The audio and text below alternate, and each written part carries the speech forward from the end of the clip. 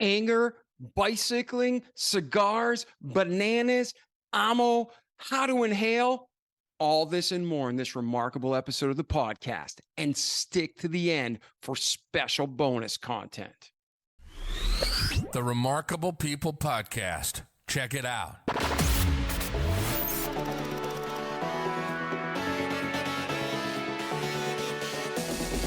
The Remarkable People Podcast. Listen, do, repeat.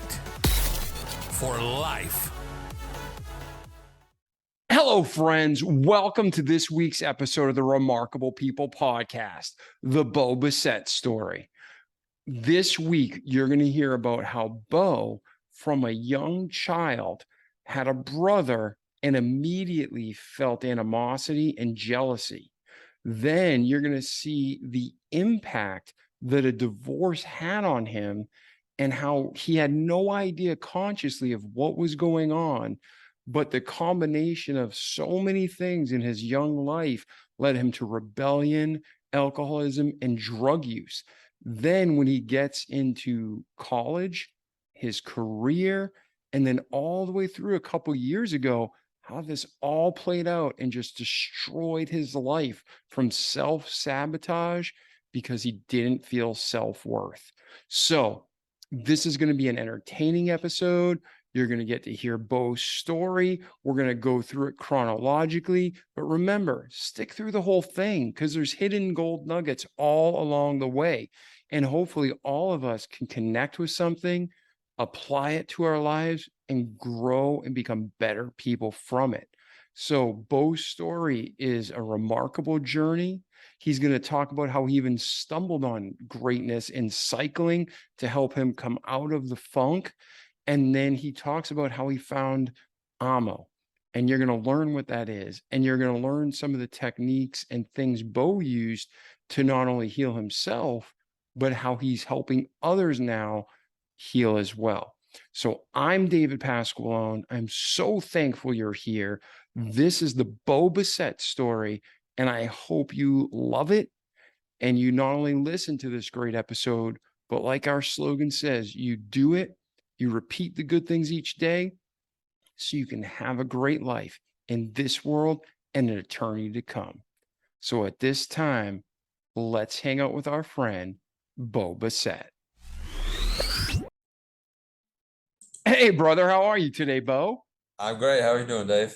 Man, I'm fantastic. I love to hear it. Yeah, we're just telling our listeners just a little bit about you and your remarkable story. So at this time, we're just going to jump in and we're going to go chronologically through your life from where was Bo born, what was your upbringing like, and then just work step by step through whatever you feel like sharing that's relevant to who God made you the man today. And then we're going to transition to the end. Where's Bo going? So now that you helped us, how can we help you? Sound good? Right. Yeah, it sounds great, man. And first of all, before we get started, I just want to thank you for sharing your platform with me. I'm very, very grateful. So thanks, Dave. Oh man, no problem. Our community is fantastic. So if you're listening, you know how it works. There'll be links to everything Bo and I talk about in the show notes, but reach out to Bo, connect with him. And at the end, we'll give you all of his contact information. And then more than anything, don't just listen to what Bo tells you today, but do the good stuff, repeat it each day so you can have a great life in this world and more importantly, in eternity to come. So Bo, at this time, brother, let's hear your story. Let's see. Well, I grew up in a small town in North Carolina on the coast, a little town called New Bern. It was actually it was the first capital of North Carolina before they moved it to Raleigh. But yeah, I grew up as a upper middle class white kid in a small town in North Carolina, right? I mean, mom and dad were normal people. My dad was a finance guy. My mom was what do you call it? A house mom or housewife or what do you want to call it? And yeah, I thought I was pretty normal. I don't know. I'm definitely look back at myself now. I'm like, well, I'm not normal. But who is, right? That's right, man. Normal is, there's a standard of, basic fundamental humanity, but everything exactly. That is just custom God made.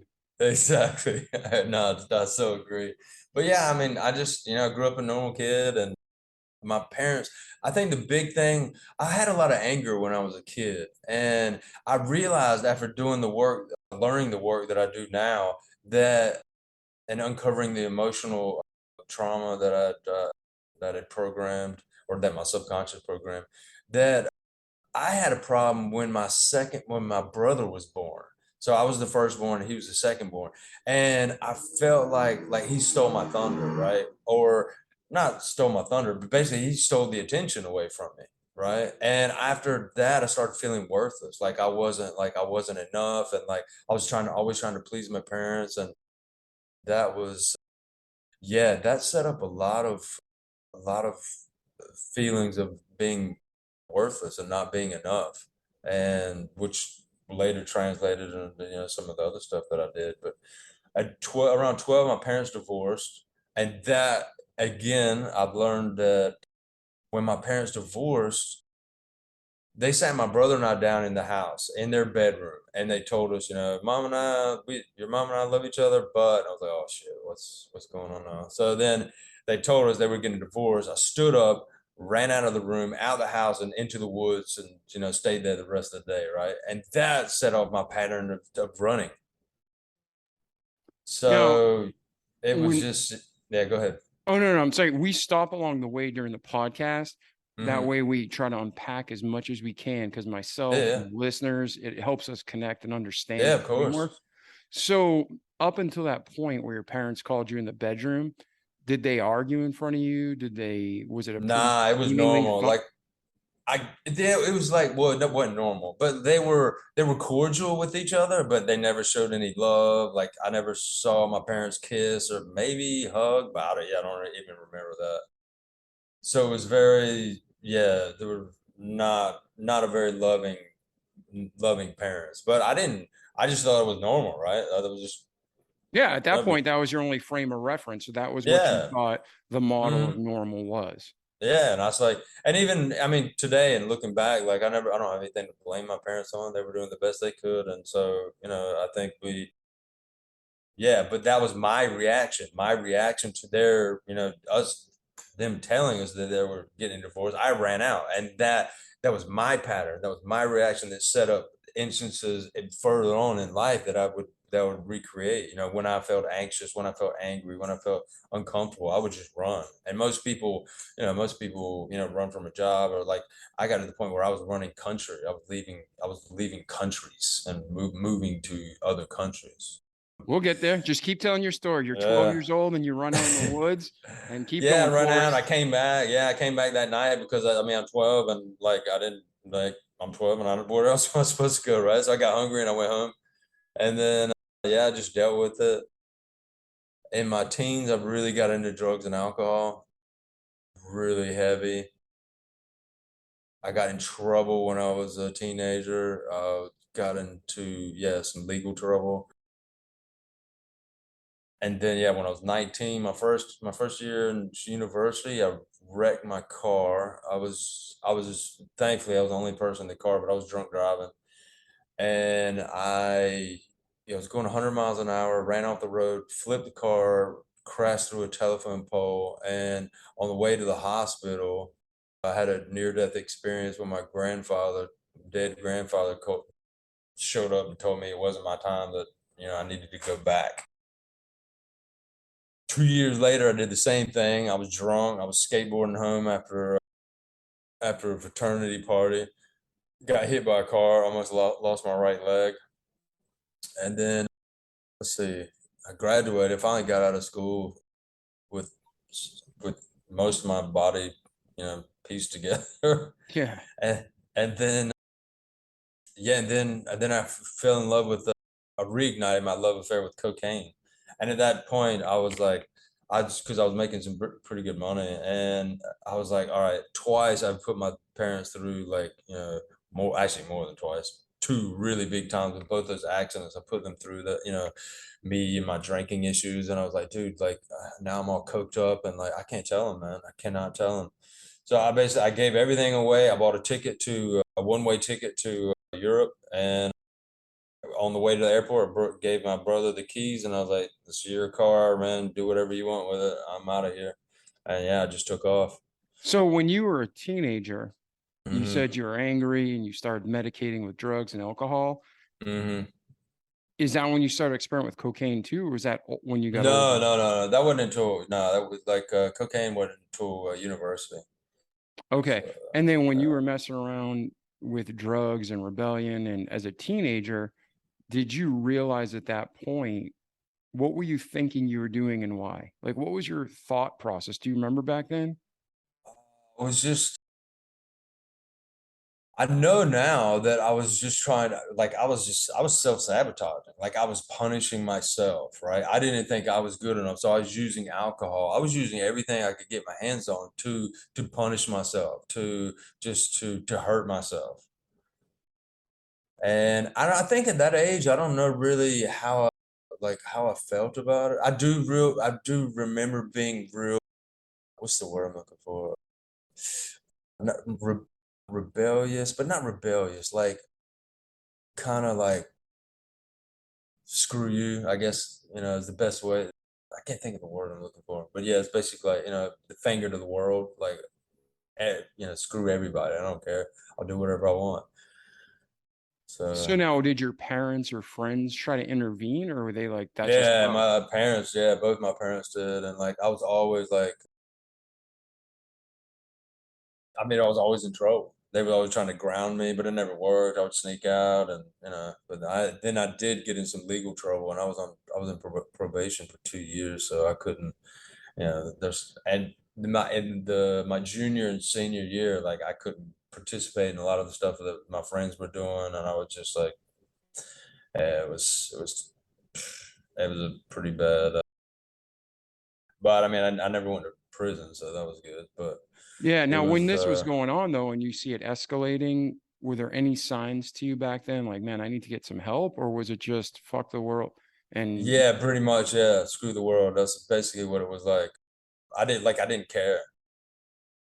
And now no, I'm looking at, the people that I knew, that were along the same path, or, you see people in the news and, well, why is that person doing this and that? It's just, man, it's our emotional stuff that we're hanging on to, right? And it's like, a lot of us are moving and, are operating in on a system that we've programmed ourselves, that is like this making us do these behaviors, right? And a lot of us, unconscious, right? So it's like, the person that drinks himself, stupid every night, do they really want to be doing that? No.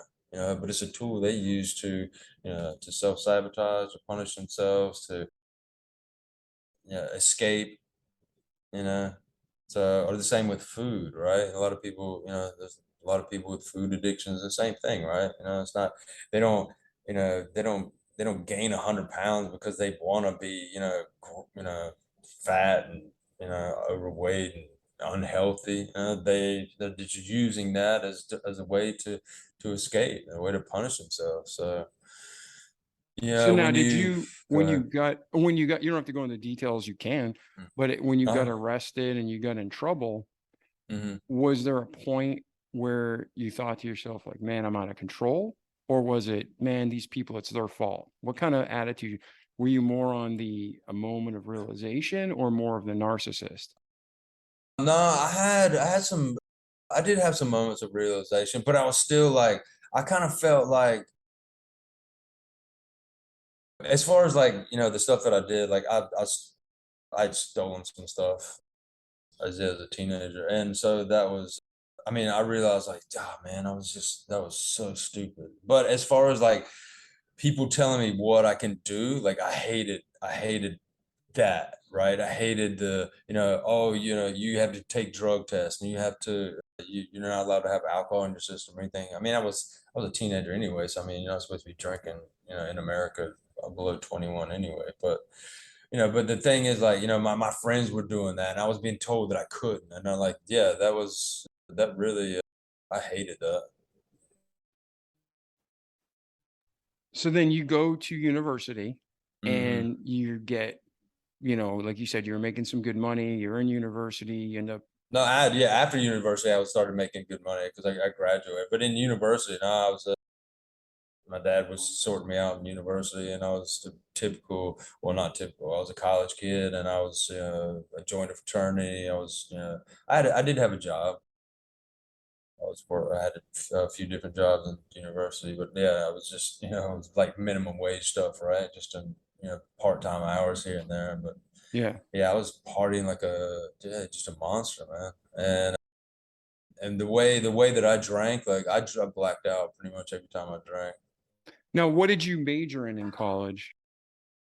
I finally ended up majoring in communications.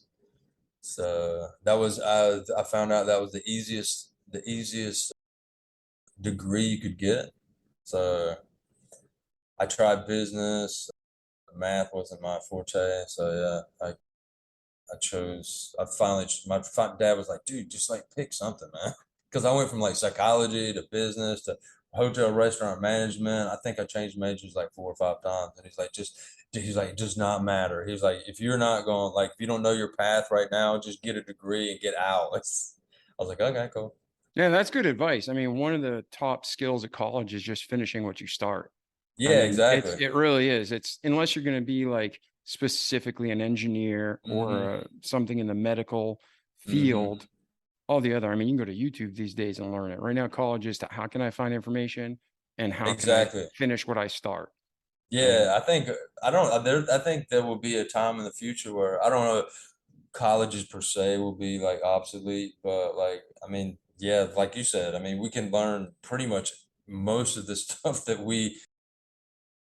a lot of the stuff that I've learned, in healing and taking care of myself has like been, online or through books, right? Not in a university, any other institution. So, yeah, I yeah, I mean, mean, I don't want to go ahead. lose, I don't want to piss people off, but from what I've seen Yeah. in 45 years of life, you got like government is the least efficient, and then Uh-huh. the educational system is next. Yeah, And yeah, yeah. what's sad is we're spending obscene amounts of money to Mm-hmm. go to colleges and universities around the world, and Mm-hmm. most of them are just pumping out liberal, Mm-hmm. mindless people who Mm-hmm. really just party, stick to an agenda, and walk Mm-hmm. out with no skills. Now, there's some I agree. hardworking people. They Mm-hmm. learn. Yeah. There's some great teachers and professors. I taught at a college for 3 years, so I'm not Mm-hmm. against formal education. I'm just saying Yeah, yeah. most programs as a whole, it seems, are really a waste of time Nah, I because completely agree with you. Yeah. I mean, if you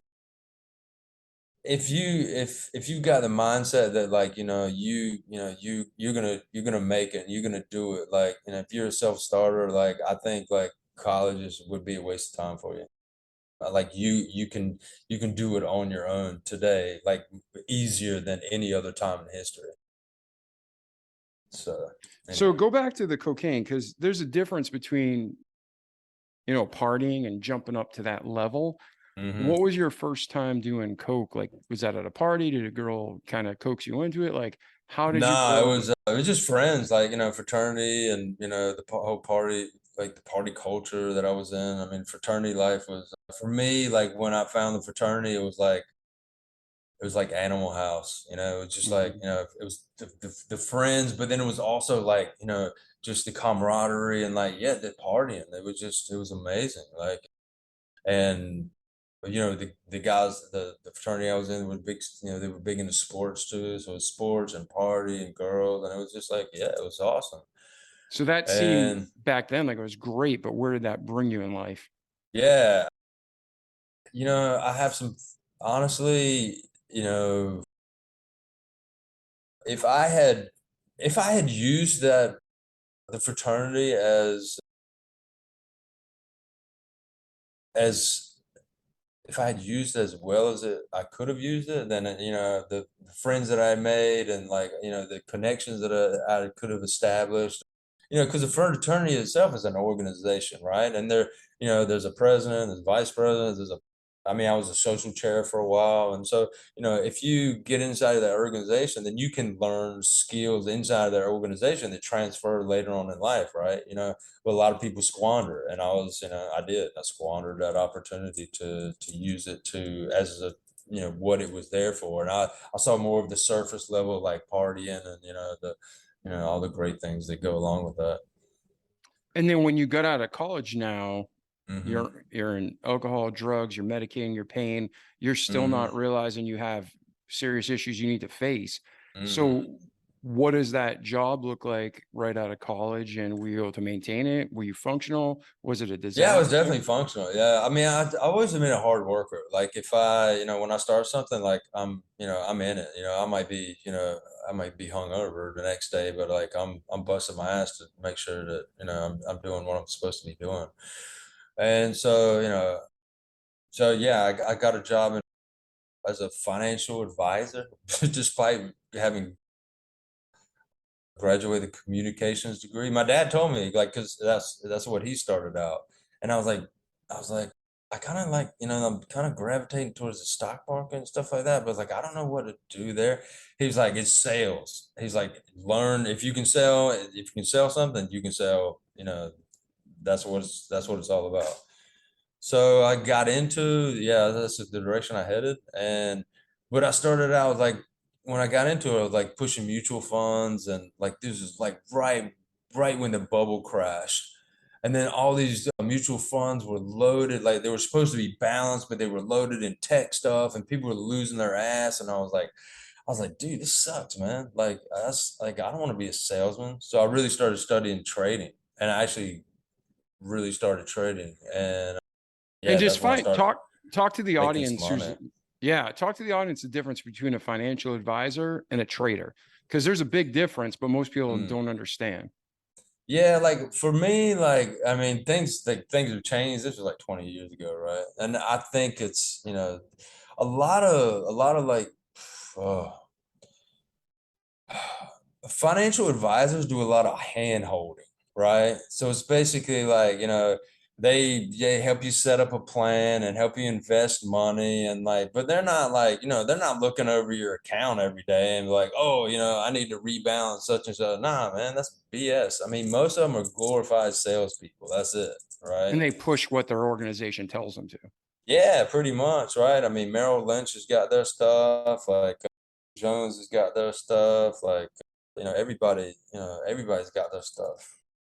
So, I mean, if you're somewhat proficient with budgeting your money and like putting some money away, like you're much better off like if you don't know anything about stocks. Just the best way to do it is like get in with like Fidelity or one of these like Vanguard, one of these no load mutual funds. And like things have evolved. I know there's like exchange traded funds and stuff like that now. So Yeah, but but okay, yeah, go that's back the to your. I didn't mean to best derail that's you. the best way to start it.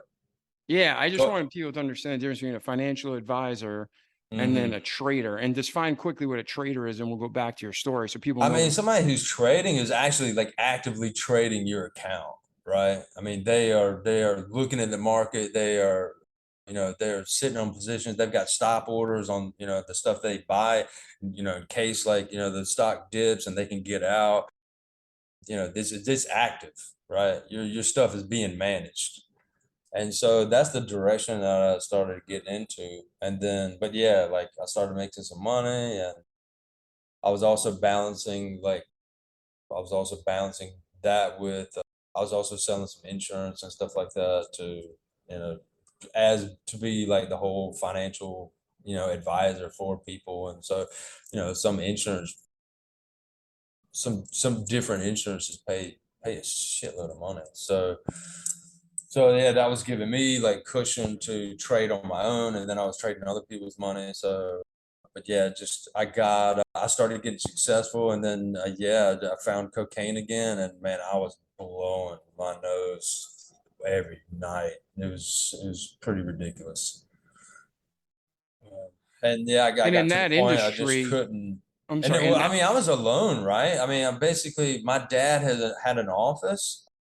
It was a yeah, because I moved back to the small town. I started in Charlotte, North Carolina. Then I wasn't digging it, and I was like, Dad, I miss like I want to be home, man, where near the beach. And so he's like, yeah, he's like, I started this business in hopes that you or your brother would come and work with me. He's like, come on. So yeah, I moved in. I was working with him, and then I got a place at the beach, and then I started working more out of the beach than I was in the office. And then I got to the point where I was just working out of the beach, and then I was just, yeah, with nobody to kind of check in with or be accountable to. I mean, other than the clients, I was a wreck, man. I just really started getting into, I was just doing cocaine and drinking whiskey every night. And it was just, and more, I was at the point where I was doing cocaine in the morning to like help me get going from, drinking so much whiskey at night and then the cocaine from the night before. It was just a vicious cycle. And I just caught myself and I was like, dude, I, I finally realized like I was pushing myself to the brink. And I was like, I'm gonna die if I keep it up like this. And And was it accepted in that industry? Because that's typically high income, high yeah, I speed, guess like I and mean, none of the people that I like that I knew did it because I mean, most of the people that I mean, because I wasn't as when I got back into it. I mean, this was all I was bringing my experiences into the where I was right. But a lot of the people, like my dad, like the two other people that worked in his office, were like almost over 60. So that's a bunch of old dudes, right? So accepted, no. But I mean, I guess like if you're on Wall Street, up in New York and you're actually on the floor, like I've heard, stories of those traders like on the floor just like getting smashed up pretty much all day long just to keep that, to keep that level of intensity that they need to keep. So all for right. me it was just something I enjoyed and I way overindulged. Not enjoyed. It was just one of those ways to numb myself, right? Yeah. So now you're out of college, you're trading, you're working back with your father and his Hmm. team. And where does life go from there, Bo? That's yeah, man. I got so deep and I basically like I couldn't face the hole. I couldn't get out of the hole. I couldn't see a way out of the hole that I dug for myself. And that's where, yeah, I literally gave everything away. Like I said, I gave my the keys to my car to my brother on the way to the airport, and I was like, "It's yours. I'm out, man." And everybody was like, "What's going on? What are you doing?" I was like, I'm just leaving." My dad's like, well, "What are you like? Are you coming back? Like, what are you like? What's going on?" And then I just ran away, man. And where did you go to and what was that part of your journey like? I started in London. I had a friend there, and he was like, he had been in the military, but he was out and he was working with private with a like a public company in London, some kind of defense company. And he told me, he's like, yeah, if you want to keep traveling, man, like, I know people that teach English, and so I looked into it, and there was a program to teach English to foreigners in the Czech Republic. So I took that.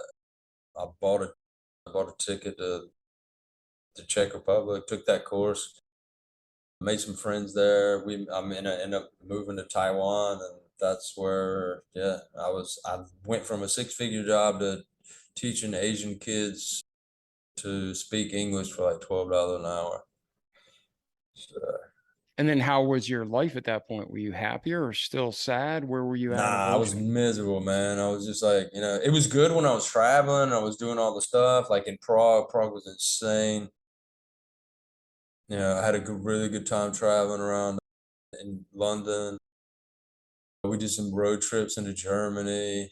When I got to Taiwan, it seemed like everything was going good. When we first got to Taiwan, I came with a friend who I'd met in that course, and he said I helped him get to Taiwan. I'm to here. I'm actually in Taiwan right now, and the first day we got there, we came to the city, and I was like, "Oh hell no, man, I'm out."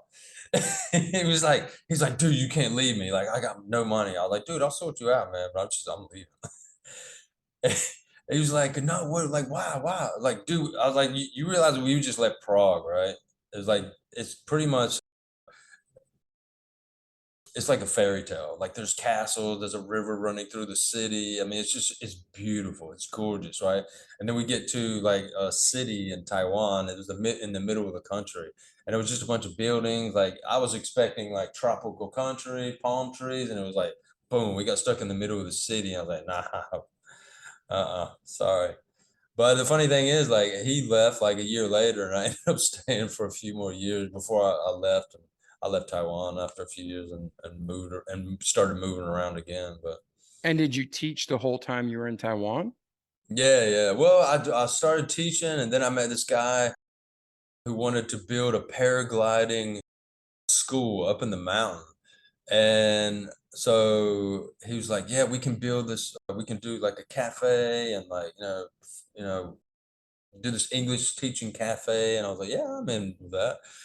And so I helped him like fund the whole project, and then I went belly up. But it was that that got me out of the city and into like an environment where I started riding a bicycle pretty often, which ended up helping me get out of some of my stuff. The bicycle was very therapeutic.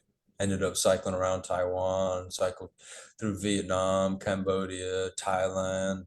Later on in my life, I cycled across America. So yeah, I like it. That was where I fell in love with bicycling. Nice. Now, was that an intentional thing or it just by Nah, it just doing something? happened. Like a friend, yeah, one of the guys in the town that we moved to had a bike, and he's like, "Hey, you want this bike?" I'm like, "Not really." He's like, "Well, I'm kind of need some money to go to." I was like, "Yeah, all right, man. Here's some money. I'll buy the bike from you." And I just put it in the basement. And then after a few months, like one of my another friend was like, "Hey, we're going on a bike ride." I was like, "Hey, I got a bike." I was like, "Yeah, I'll go with you." And then that was pretty much it. That's what started it. Nice. So now you're going through a lot of life. You're kind of hiding and running, and Mm, you're still working and you're still functional. hmm But what was your average day? Did you feel angry? Did you feel lonely? Did you feel happy? What were you feeling those years? I was jittery until I had a drink, and then after that, I was great.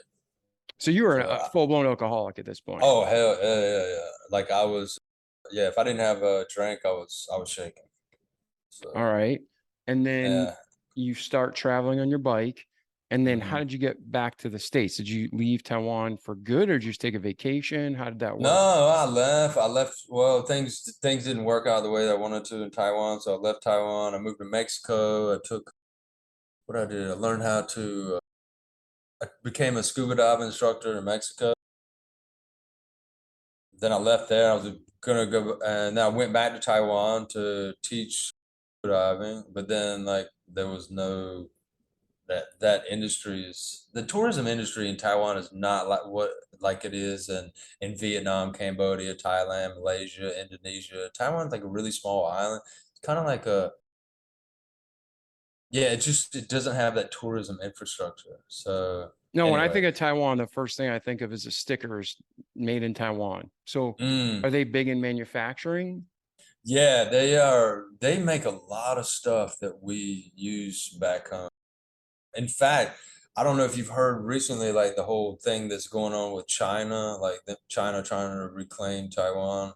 Hmm. Um, but the only thing that's like apparently, I'm I'm not very good at keeping up with the news, which is not very smart because they are knocking at the door right now. I mean, China is, but the biggest thing that's keeping them at bay is that Taiwan houses the largest producer of semiconductors for phones and Hmm. whatever uses semiconductors, and they supply the world with those semiconductors. So basically, yeah. So there are a lot of other countries that are have kind of have Taiwan's back right now, because of that thing, which is a shame, right? Because you look at like what happened with Ukraine and Russia, right? So it's like basically like, all right, so Ukraine doesn't have anything to offer the world, so basically nobody wants to back them up, right? But because people's mobile phones are you know in in in jeopardy, or their next mobile phones in jeopardy, then like people got Taiwan back, right? It's kind of messed up. Yeah. So the world, there's an old mafia saying, believe none of what you hear and half of what you see. Yeah, right. And we're living way past those borders. You can't believe Yeah. anything that comes across the propaganda of TV. Um, Uh, it's sad. It's very sad. it is, Uh, man. so let's get back to Bo's story. Not because I'm people say don't Yeah, talk about sorry. listen, people say don't talk about politics and religion, and really Right. religion and politics are the most important things for our lives. And then Hmm. you have, anything you say can will be used against you every day. We just got banned on social media platforms for stating our opinion. We Right. fought it, we appealed it, and thank God we won. God changed Yeah. their hearts. But Yeah. it's such a cancel culture, and it's such, BS. Like, somebody's your enemy one day, and the next day they're little angels that go to church on Sunday and sing hymns, and it's like you're such a piece of crap. And in the United I States, know, right? we got the worst administration of all time in the history of the United States. And it's like, come on, let's stop lying to each other. You have Yeah. control. It's complete corruption. Move on. Taiwan, they want Mm. semiconductors. China wants them. More power. Yeah. The rest of the Yeah. world says, no, don't give them to China. Stop them. Yeah. It's all about Right. money, right? Yeah. So Yeah. let's Yeah. let's get back to Bo. We don't need to solve the world problems today. Let's just help each All other right. one story at a time. All So right. for our listeners now, you're traveling, you're doing this, you're still not happy, but you start getting involved in cycling. So where does this journey bring you, Bo? Actually, I mean, it took me. I ended up in Vietnam after a few more stops, and I was working on an app with a couple of guys, and I was also, man, I was working for this. I got a job working for this guy, and his thing was like I was doing content. I was writing content, and the guys that I was doing this app with were also part of the like a web development group, and so they brought me on board to help out with some of their the content for some of their projects. And so one of their clients they got was this guy who apparently sold his deal was selling containers, shipping containers to people to invest in, right? So his thing was like, the shipping companies do not, they don't own the shipping containers. And like, we own the shipping containers and we lease them to the shipping companies, right? And so I was like, wow, that's a pretty interesting business. So I was writing content for this guy's website, for his blog and everything like that. And then we found out like maybe three to 4 or 5 months into the whole thing that the dude was it was a Ponzi scheme. Like the dude was it was like, the shipping containers do own the shipping containers. This guy was just like basically robbing people blind. Oh And so no. it was crazy. So I had to walk away from that. I lost the two guys that I was partnering with, like there was a huge blow up that fell out. The girl that I was dating, like it was an amazing girl that fell apart. Like I was drinking myself stupid. At that point, I started sniffing heroin. I was like passing out in the streets drunk in Vietnam, and like I called my brother. I was like, dude, I don't know where I don't know which way's up. Like I can't seem to get things right. I don't know what's wrong with me. And he was like, "Come back, we'll sort you out, and we'll help you get on your feet." And let's see. So went back, and as soon as I got back, and like I was like, "Oh my God, what did I do?" Like I've just I was in Vietnam, I was in a good, I had things, and I just threw everything away. And so I was like, "How am I get myself out of this?" And I was like, "Well, I'll start a website and I'll ride my bicycle across the states and like because I like writing, so I'll just write about my experience and then I'll parlay into that into like being a travel writer. So that was my thing, right? And I was like, all right, I'll do that. So I got like a crappy bike and I rode across the country with a website, and I exchanged reviews on my site for meals and for like places that I stayed in. Most of the time, I slept in a hammock on the side of the road. But yeah, I got to the end of I got to the West Coast. I made it. Nothing materialized, and my aunt and uncle were like, come on, we'll help you get on your feet. And so I was staying with them, and I was still doing content. I was writing content for people, and my aunt and uncle came in one day from the doctor. My aunt told me that she had breast cancer.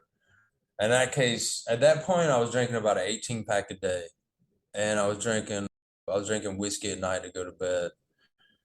So I just totally knocked myself out. And after my aunt told me she had breast cancer, I was like, here's this person who's like busted her butt her entire life, done all the right things, and she's got breast cancer, right? And I was like, I have literally tried to kill myself multiple times and have not succeeded, and I'm still doing it to this day. I was like, dude, you have got to stop. And so I swore it off. I was like, that's it. I'm done. Done drinking, and I pretty much stopped. Like that day, cold turkey. And I started meditating. I started just like consuming everything I could get. I bought a Kindle, and I just started just sucking everything I could, get my hands on, just jamming into my brain, trying to heal, trying to get myself, trying to learn why I was in the situation I was in, and like how to get myself out of that situation. And did And someone tell you, or you just like, I just gonna do this? no, no, that was it. That was like, it's my aunt told me, and I was just, I had that realization. Like, I think that night I just completely sauced myself. And then like next day I was like, all right, man, this is it. Like, you've reached like you are, you know, look at what is in your face. Look at where you are. You're like in your, late 30s, you're living with your aunt and uncle. Like you have nothing. You've built nothing. You have nothing to show for the last 38 years except a bunch of scars and, funny stories. You don't need any more stories, right? You don't need any more travel stories. You don't need any more, dumb shit you've done stories. Like get it done. And so, yeah, I just sat myself down and I was like, all right, this is it, man. And I started meditating, and, that kind of pulled me through. I started reading Tony Robbins and Joe Dispenza, and I started taking Mind Valley courses and just like every book that I could get my hands on, and just like, just Dale Carnegie and you name it, man. I mean, literally, I just went through hundreds and hundreds of books, self-help, business, that I could think that would help improve my life.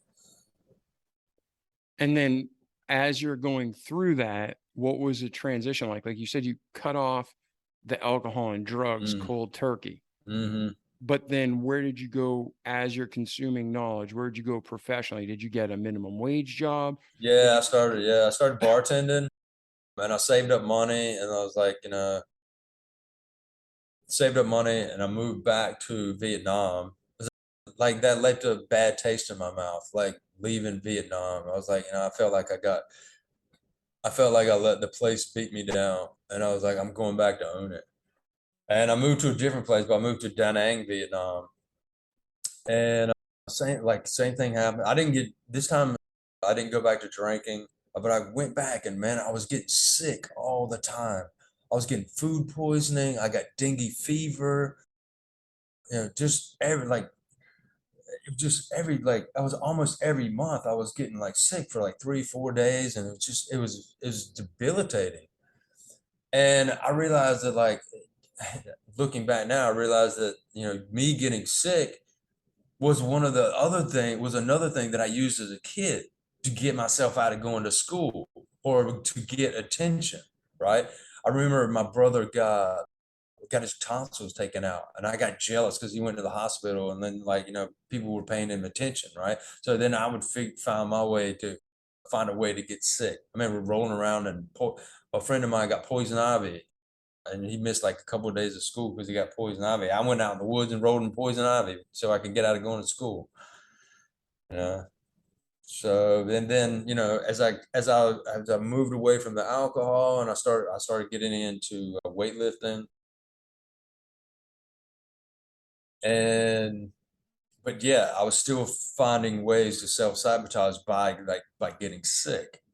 Now, quickly And on the side before we go on, hmm you had sibling rivalry from the birth of your brother. hmm Was he competitive towards you, or he was like, "Hey, man, I'm just me and I love you"? Like, what was that dynamic like? yeah, my brother was real chill. I was the one that was I had that like, kind of aggressive. I remember when we played sport, my brother was really good at basketball. I was really good at soccer. But when we would play basketball, I was actually like kind of roughing him up and pushing him and like kind of being a dick. And but like I mean he was better than I was, and he could just kind of outschool me, right?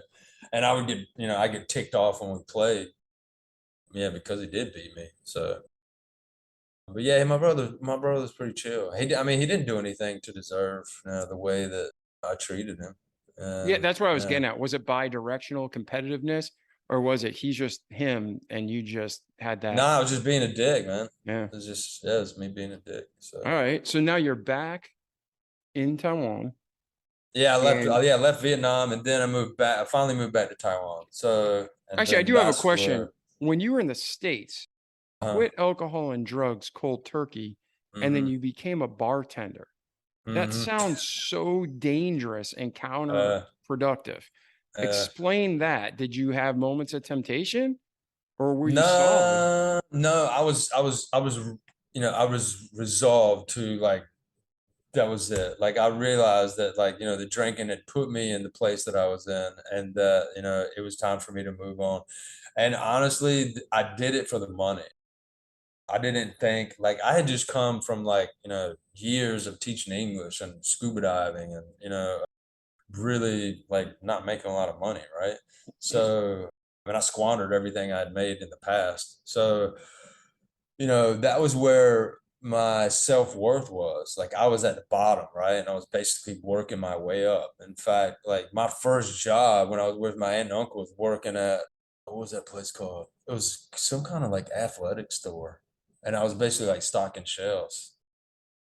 And then I went to Bed Bath and Beyond. I was working the night hours, the night shift, like doing the same thing, stocking shelves. And then I saved us, and that took me like from one job to the next was like a few months. Then I leveled up, and I got the bartending, what do you call it, certification or whatever. Then I started bartending and like making more money, and then I just started saving money like crazy. And it took me about from the time I started bartending to the time I left, like 6 months for me to save up the money I needed.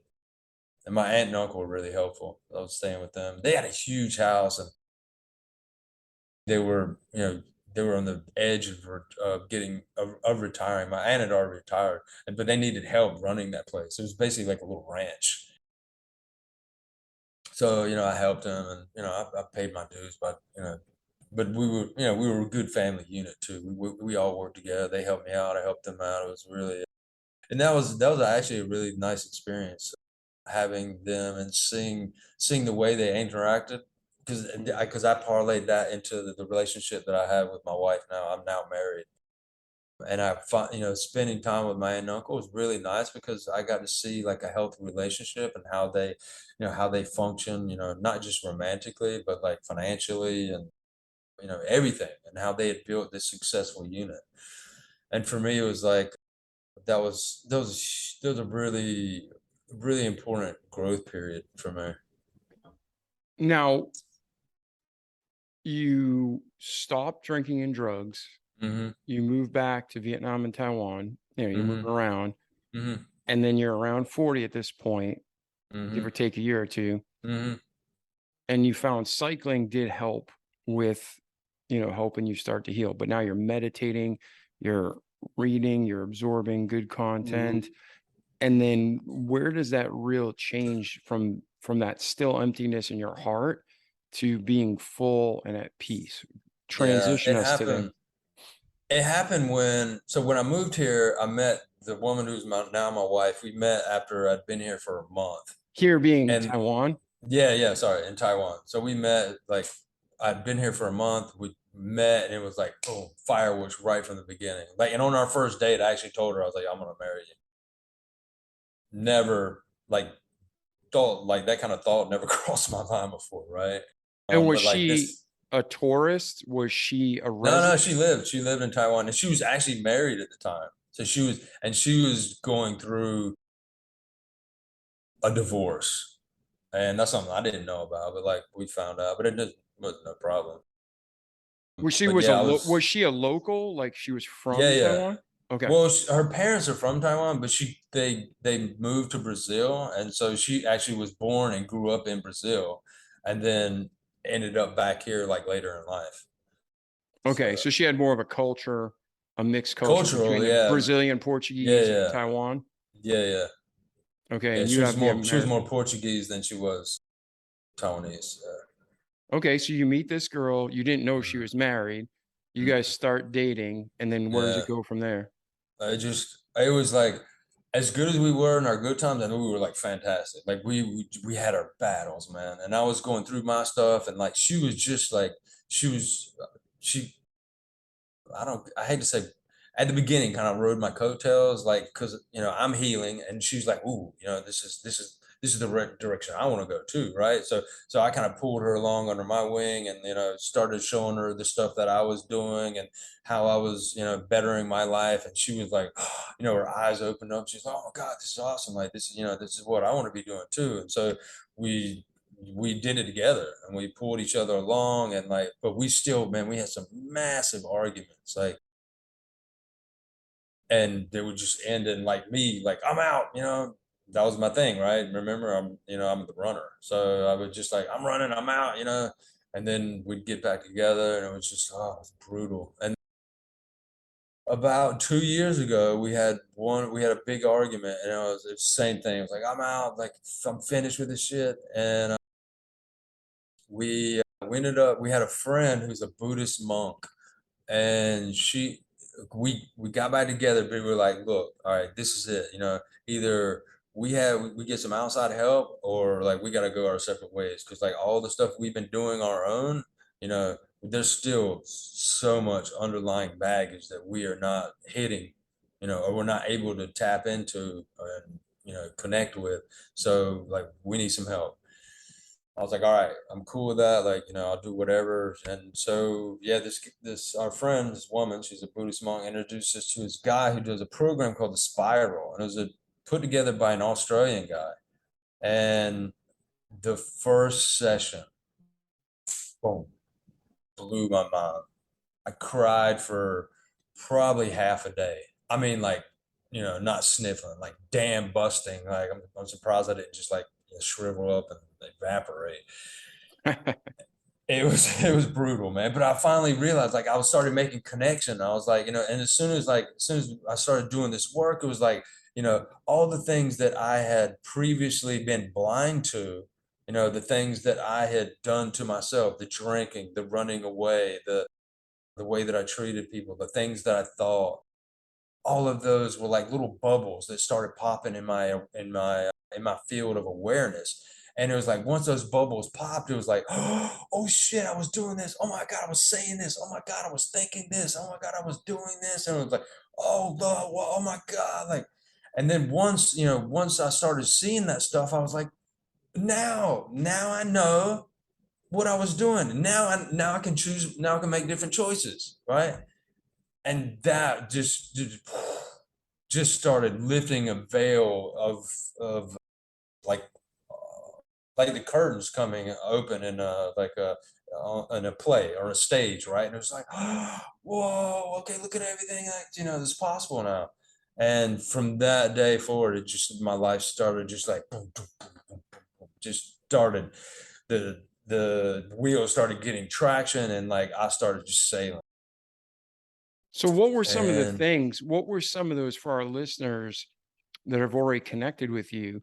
What are some of the truths that you heard that just opened your eyes to the reality of what's going on and why, so you can move forward? What were some of the those truths? the biggest thing for me that I realized was that I did not feel worthy, right? It was I like the punishment that I'd put myself through was that I thought I was a bad person. I felt like I was a bad person. I didn't feel good enough. So I was hurting myself. I had trying to kill myself in car accidents. I had tried to kill myself with drugs and alcohol. I'd literally pushed away, some beautiful, beautiful people in my life. I had pushed away business. I had pushed away money. I had basically bankrupted myself in every area of life that you can do so, because I didn't feel worthy of those things. Right. Every time I became, a little bit successful, I would blow it. Every time I had a good relationship with a girl, I would like run away or figure out a way to just like, it's like, oh, I can't do this anymore, blah, blah, blah. And I did that in every area of my life because I didn't feel worthy. And so understanding that, and then understanding the programs that I was running, to keep myself in at the bottom of the barrel, was just like life changing, unbelievable. So for So, our listeners who are stuck in this self-sabotage mode, if you mhm, were to give just practical steps of, hey, this is what worked for me, try this, 1, 2, 3, what would mhm. you recommend to them, to us? Be curious, like get out there. Like I can tell you without a doubt, the work that I do now will change your life. Beat the addiction that I had. I can now have a beer, man. Like, and this is, you know, this out of all the things that I've accomplished, like this is that, and the relationship that I have with my wife are like my two like gold stars that I wear. I don't show them to everybody, but I kind of wear on my sleeve. It's like, dude, I beat addiction. Like I was at a case of beer a day plus Jack Daniels at night. Like I was shaking when I wasn't drinking, and I can have a beer now when I want, if I want. You know, my wife and I this weekend we had a little argument, and we actually went out and we had a couple of drinks, something we've never done before in the 5 years that we've been together. And it was just like we had this new experience together, and it was beautiful, right? And then I don't know, I might not have a beer for another couple months, but that's my choice now. I get to make that choice. That alcohol does not own me. The substance does not own me anymore. I can do it. So So then you kind of had a mental shift where you're like, boom, no more alcohol, no more mm, drugs. mm. But for the first step for somebody listening, what would you say that is? Or does it tie back to finding that? Yeah, you've got like, for if you have an addiction that you're dealing with, then you've got to reach that point where you take control, like you put your foot down and say no, right? Then after that, you can start looking into help, right? Because you will need help. You can't, most people can't beat addiction on their own. Like I put my foot down, and like I was like, that's it. Like I'm not gonna do it. I'm not putting myself in that position. And like you said, right? It's kind of strange that I started bartending, but I was like, I'll like I'm very stubborn too. So I'm like, I had no problem being in that situation, and like and and saying like no, I'm not gonna do it. Right. So yeah. So let's go back then to your story. So you go to this teaching, Mm-hmm. and the first experience is mind boggling. It's just Mm-hmm. mind blowing, right? Mm-hmm. And you're taking it in. You cry for hours the first Mm-hmm. day. Where does Mm-hmm. your life go from there? And what happens to your wife as well? Yeah, well, things started changing. Like I had an instantaneous shift, and like in my and where I was, and in life, and what had put me in that position, right? And so things started getting better. For me personally, are the two things that, as I was going through the work, I was talking to the guy that's leading me through this work, and I was like, "Hey, man, like, so we're uncovering all these emotions, we're moving these emotions, and connecting with them, and like, so, if I get to the root cause of these emotions that led to my addiction, then I should be able to have a drink again, right?" And he was like, "Dude, don't." I was like, Yeah, but I really believe like this is it, right? Because one of the first books that I read when I first started this, when I st- when I started this journey was it's called The Molecules of Emotion. And it's more of a biography, but it's written by a female doctor, Dr. Candace Pert, and it's basically like what really touched me about that book was that our emotions affect us on a molecular level, right? And so Mhm. I didn't know at the point that I read it, like I didn't know how I was gonna make that connection, but I just knew that that was my key. And when I found this work, and it was like, and so that's when that's when those dots connected. And I was like, no, and I was like, I told this guy, I was like, man, this is, I believe like, these emotions that I've been hating on to, that we're holding on to, that I've stored, that we're finding and now, and dealing with, like that's it.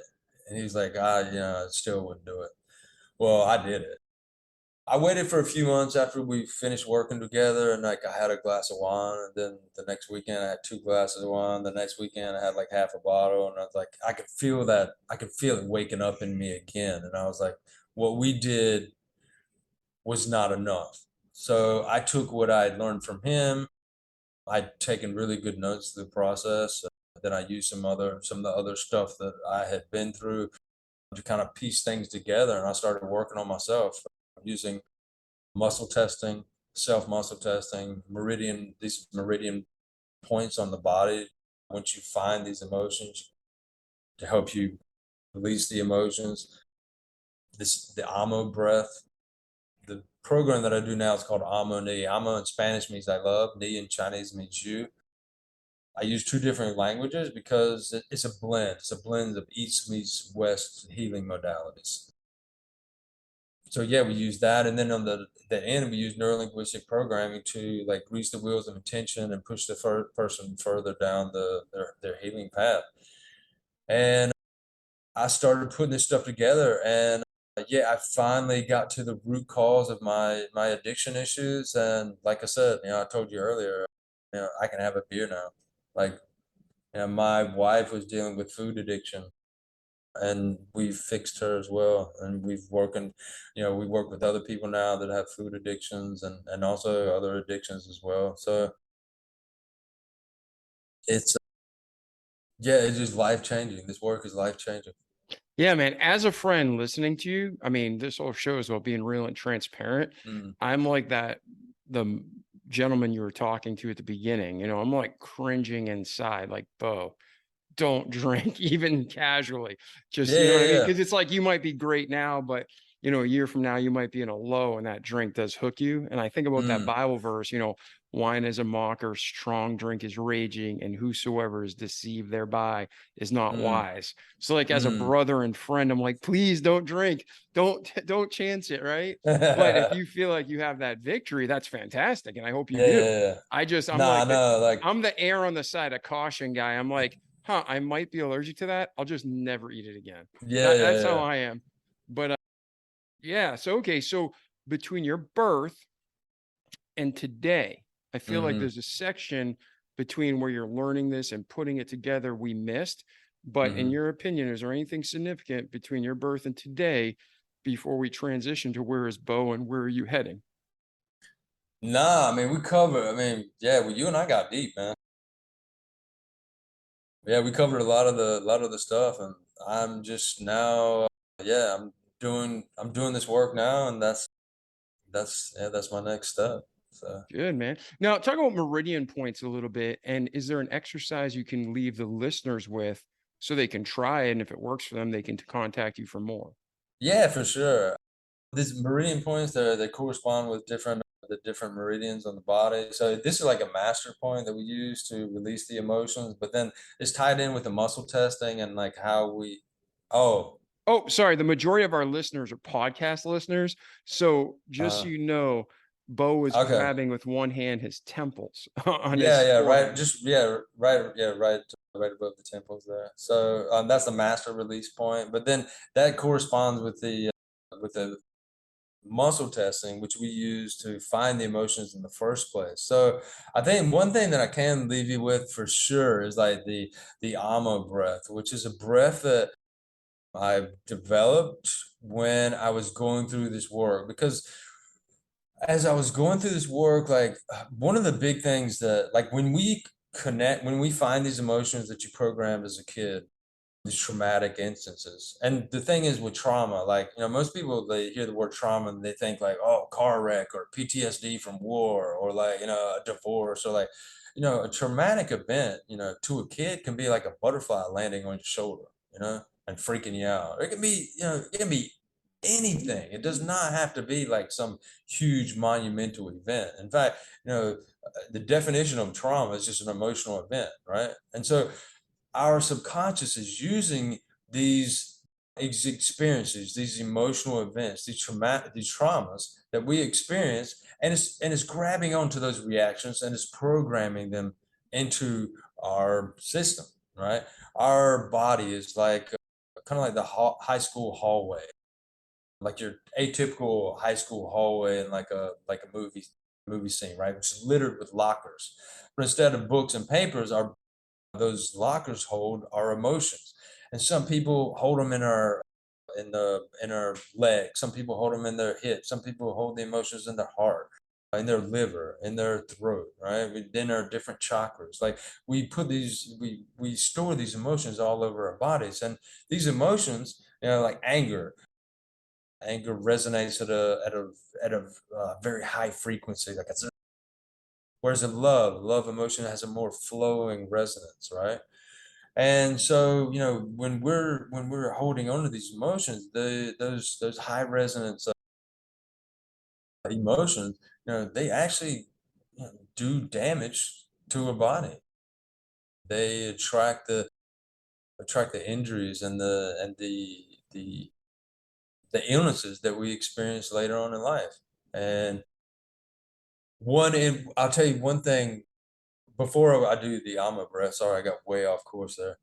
No, I think it's But good. I actually know exactly what you're talking about because, massage therapists will tell you they'll have people just break down on their table crying or get mhm, angry or start sweating. I mean, they're just mhm, getting a massage, but it's mhm, not just a massage. They're actually digging into this tissue and releasing because we're all mhm. made of energy. God made Yep, us. And exactly. when you're storing these emotions, good or bad, it's going to stay with you until you release them. And that Mhm, what you describe, that anxiety versus the peace, the annoying mhm. Yeah, yeah. frustration versus that Mhm, just calm wave chill. It's totally different. And the Bible talks about a merry heart doeth good like a medicine, mhm, but bitterness is as rawness to the bones. And it's medically proven that if you're happy, you're less sick. And there's people with cancers, they're totally gone when they just start laughing and enjoying life again. So mhm. what you're saying is in line with what I believe from learning over the last 45 years of my life and what I experienced firsthand. So yeah, keep going down that track. I think it's important for Yeah, people man. to I mean, understand. the Buddha, Jesus, Muhammad, like, every single religion, in our, existence, they all preach one, fundamental thing, right? Is love. Love heals, right? The funny thing is, like, I'm reading a book right now by Dale Carnegie, and it was recommended by, I was on an email, this email that I got from somebody, and I was like, yeah, I'll check that out. It might be something to use. I can use in my practice right now, and so I'm If you started don't me reading asking it. which book, Dale Carnegie's How to Win Friends and Yeah, Influence People, yeah. This one is how keep living how and to stop no, worrying. no, no, yeah, how to stop worrying and start living, or something like that. Yep. And dude, this book is so. I was talking to my wife about it last night because it's so amazing, because this book was written 80 years ago, right? And the things that he talks about that were happening in the United States 80 years ago are the exact same things that are happening today, right? And people are worrying about the exact same things. We might be driving, Teslas, and they were driving Model Ts or whatever they were driving in the 40s, right? But, you know, but they are the exact same things that people were worrying about. And the funny thing is, there's one of these stories when he was in New York, and there were people going around. I think it was smallpox, and they were like forcing people to get the inoculations or whatever for smallpox, right? And it was the same thing as COVID. I was reading that, I was like, oh my God, this is crazy. Like 80 years ago, they were going through exact same thing, man. Yeah, yeah.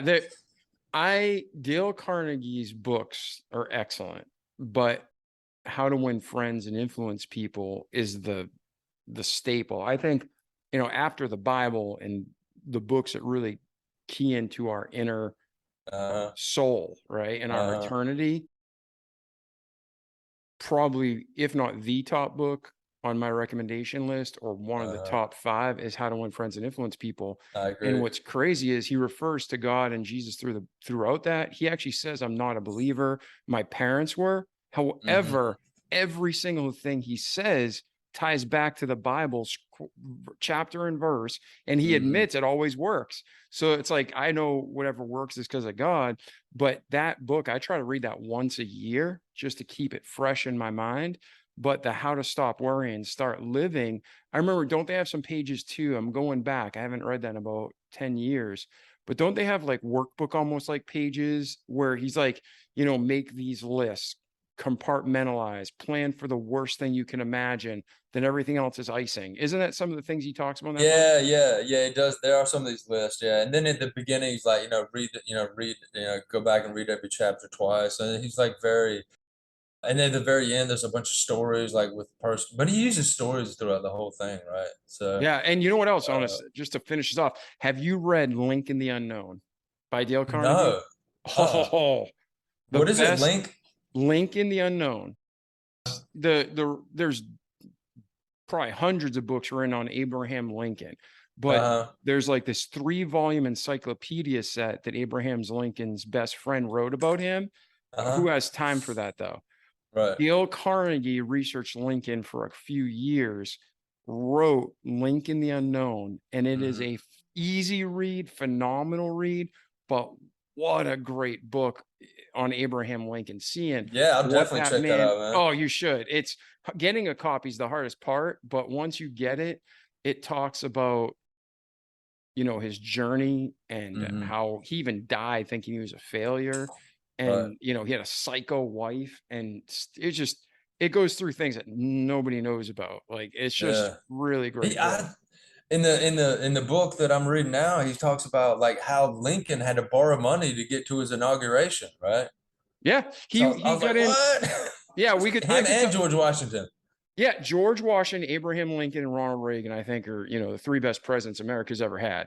But Right. Abraham Lincoln is so intriguing because this dude was abused like in every aspect of life.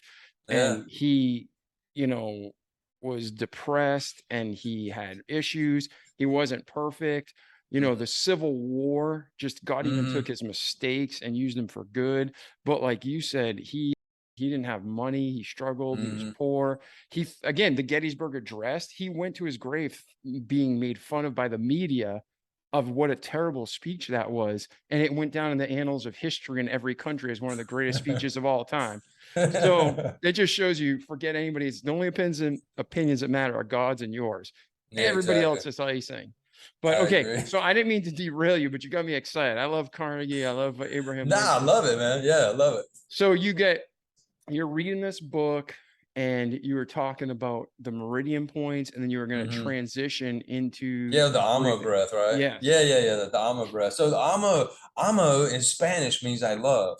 And so as I was going through this work, and I was uncovering these emotions, like when you like it's like you said with the massage table, right? Like when you hit these emotions and when you connect with them and move them, dude, they move, right? And for me, one of my biggest ones was anxiety, and it was crippling. Like I've seen people, you've seen like people on on TV shows or movies or whatever that the whole typical like was it breathe in a bag, breathe in a paper bag thing. That's how anxious I was getting as I was going through this work. And my wife, she went through a Reiki course at the same time I was doing this I was going through this work on my own. And so she would help me with, she'd put her hands on me and help me calm down with Reiki, right? But I was getting to the point where I was almost kind of relying on her to help me out. And I didn't want to do that. I didn't want to be a burden on her because I was also feeling really, really weak and vulnerable, right? And I didn't want to, I don't want to be crawling to my wife, oh, can you help me out? I can't, I didn't want to be dealing with that. So I wanted to sort this stuff out on my own, but I didn't know how. And so as I was doing this stuff and all the stuff that I'd learned and read and started connecting, and I was I was thinking about, I remember one day I was clearing some stuff and what a loving state that I was in. And I was like, love the answer. And then I started making sounds, and then next thing you know, this AMO breath, and I started going through it, and I was like, whoa, man, this is amazing. And I started doing it as I was doing my clearings, and I was like, whoa, man, this is really cleans me out. So AMO, like I said, in Spanish means I love, so it's literally a breath of love, and the breath is done through the way that it's spelled. So it's AMO. And so with the A in AMO, what we do is we visualize white light, loving universal light. You can imagine, the hand of God coming down and, touching your head, or, hearts from heaven flowing down, or whatever, whatever works for you, right? It's just imagine just love and compassion pouring down on the top of your head, down through your throat and into your chest. So, and that sound is,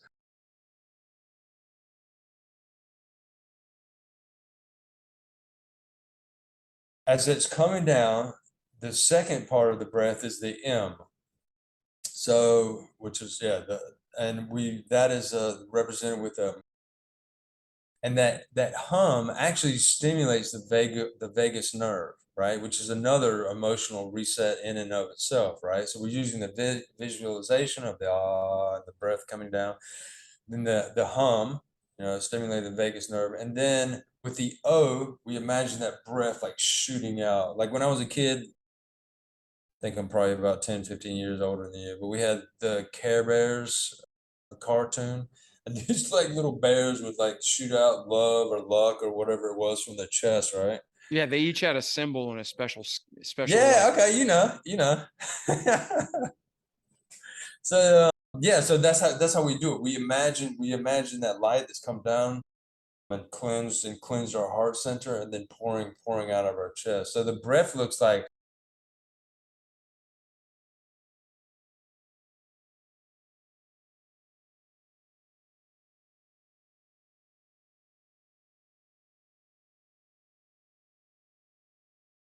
and funny enough, the A part of it, most people, when they meditate, do the om. But I was talking with another guy on a podcast about a month ago, and he said he interviewed this guy who was saying that because of the polarity shift going on with the earth right now, the sound was more beneficial than than the O sound. So there's that too. So anyway, yeah. So that's Yeah, the man, Yama breath. I think anything in balance again lines up. False balance, Mm-hmm. abomination of the Lord. So too far Mm-hmm. left, too far right, that's crazy. God wants Mm-hmm. balance, right? Mm-hmm. But there's something with the energy, and there's definitely something with the sounds that help you. I don't Mm-hmm. understand it, and like what you just said, that guy, you need to understand polarities and the earth and the moon. I mean, I know there's something to it, but Right. I'm not going to go so deep that becomes my God or my religion. Mm. And when it comes to this, though, I know I've experienced where I've just tried to, meditate, and meditate just means just sitting still Yeah, and yeah, exactly. focusing, pushing away the thoughts that come in Mm. your head. They're going to come in, Mm. but just try to push them back out. But Yeah. if you don't understand it, the way I understood it was the antithesis. Have you ever been in a room where the fan above the stove is on, or you're in the bathroom and it's on, and you don't like it, but you don't really pay attention to it, and then 30 minutes later somebody shuts it off and you're like, oh, you feel relief. Every Yeah. human's probably experienced that. Right, Well, right. that relief shows you that sound can cause you discomfort. And you have the music, you put a plant next to classical music, it grows and it leans towards a speaker. You put this plant next to rock music, it freaking dies and Yeah, goes the right. opposite direction. So Yeah. there's 100% something with sound and frequency, Uh-huh. and energy. I just don't understand it all. Yeah. So anything else, Bo, between your birth and today, or just life tips or skills, things people can try at home before we transition to where you are and where you're heading? Mm. No, I think that's it. I think the AMO breath, like, you said you talked about doing meditation. Like, if you do the AMO breath, you know, rewatch this the last couple minutes and re-listen to it, do the AMO breath. Actually, there's a link on my website for the free training for the AMO breath where I talk about some more advanced techniques too. But if you do that before meditating, and if you go to my website, actually, it says a hashtag meditation takes too long. I am a big proponent of meditation. The work I do just is a lot faster. But so, yeah, if you do the AMO breath before meditation, it'll put you in a state of bliss that will blow your mind, man. It's just so, I guarantee you'll have the best meditation that you've ever had after you do the AMO breath. Good, man. So let's do this then. We'll put links in the show notes, and then we'll make sure that if somebody's, whether they're on Apple or Spotify or on our website, they can just check the show notes and click and go. But where's Bo today? Where are you headed? What's life like as of today, right now? Man, I'm finally enjoying life, right? I'm building a business where I'm helping people and I'm using, like, the funny thing is, like, I have basically 40 years, I'm 46 now. 40, I'd say 40 years of just heartache and pain and suffering that I can now, like, that were my coal, that were being compressed and formed this diamond that I now have to be able to help other people and show other people, the way to get through it all. And it's that is such a beautiful realization that, like, that what I went through was not in vain, right? That I can now use that and, like, help other people, and it's beautiful. And I think, like, another thing, like, just recently, I'm just constantly learning and using, and I'm so aware now of, like, my surroundings and the experiences that I'm in.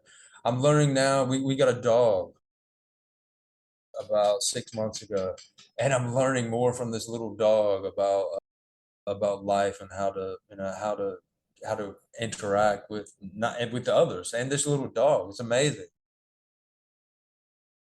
I grew up, my dad, if the dog peed in the house, he smacked it with a newspaper, right? And yelled at the dog for, peeing in the house, right? Or if the dog was barking, same thing, take a newspaper and smack the dog. And, that's how you train the dog, right?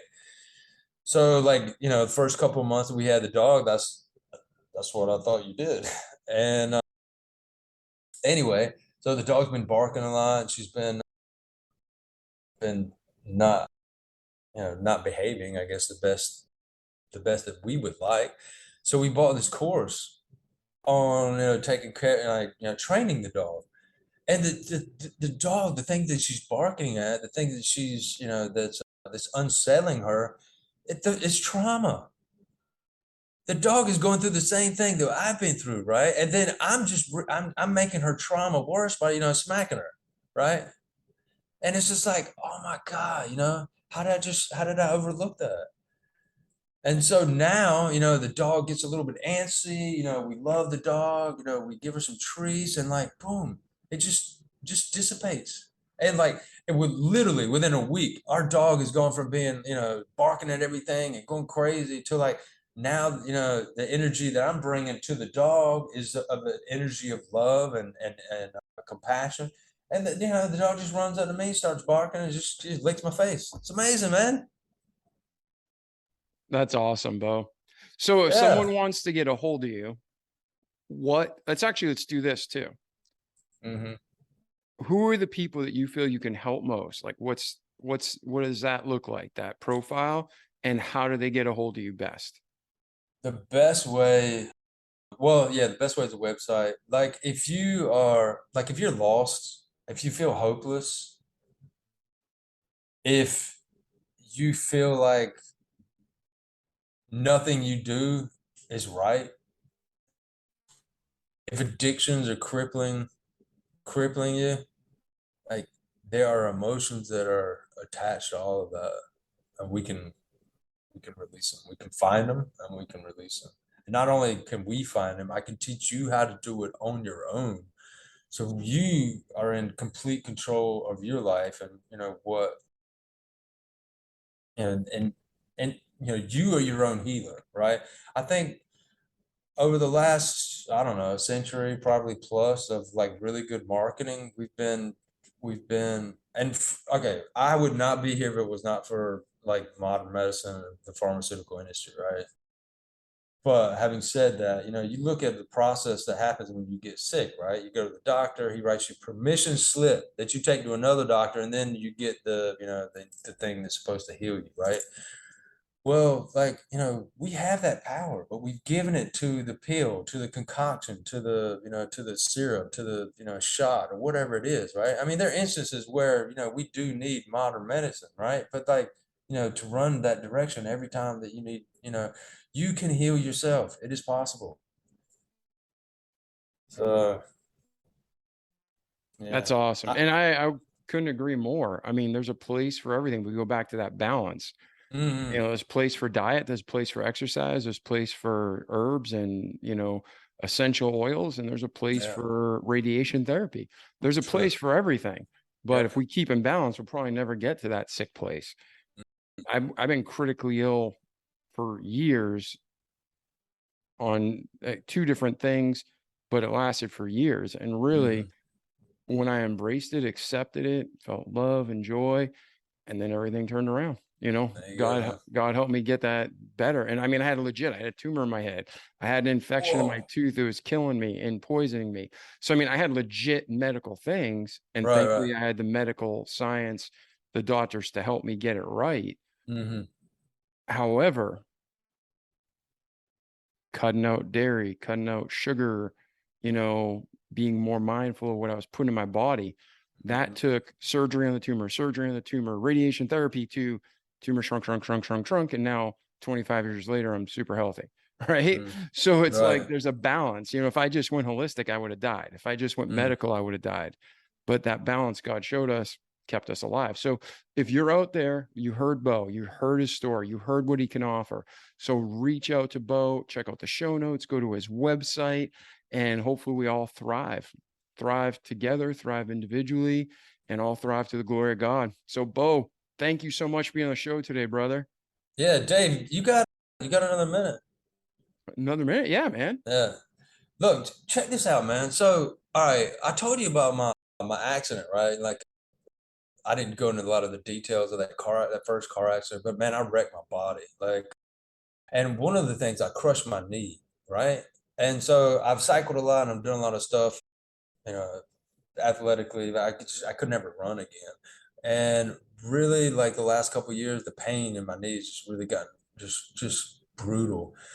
And so what happened was recently I found the knees over toes guy. Have you seen that guy on YouTube? No, I haven't. Okay. So anyway, he's doing this protocol to help people with knee pain.